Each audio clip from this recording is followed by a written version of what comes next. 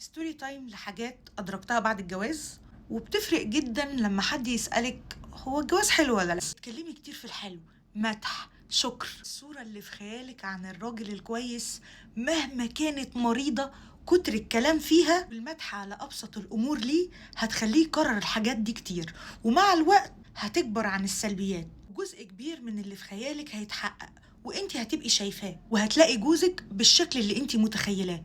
كل يوم حاولوا تدوا تقرير، الحلو، الوحش، تحسينات، حتى لو حاجة واحدة بس في اليوم كانت حلوة. حلو، أنا النهاردة بسطني كذا كذا، بسطني لما أنت عملت كذا، أو حصل معايا موقف في اليوم عموما بسطني، بحكي له الأمور اللي بتبسطني.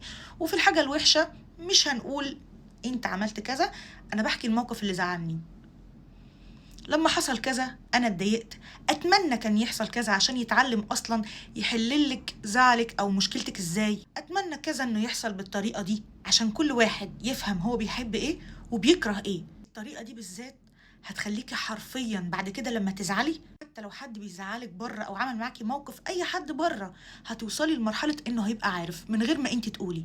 مساعدتك ارجوكي تكون في اضيق الحدود، خصوصا لو بالفلوس.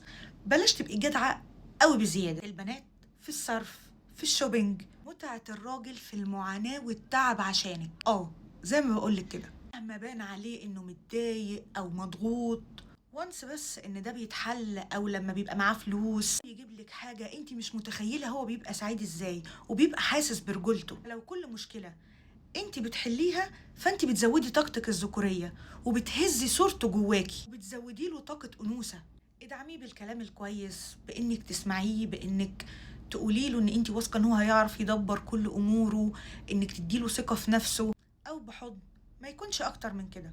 واخيرا احب اعرف رايكم برضو، وايه الحاجات اللي انتوا ادركتوها بعد الجواز. يا ريت تشاركوني بيها وتكتبوها في الكومنت عشان انا استفيد، ولو في بنات برضو لسه هتتجوز او اوريدي مخطوبه يستفيدوا من الكومنتات ومن خبرات الناس اللي قبليهم.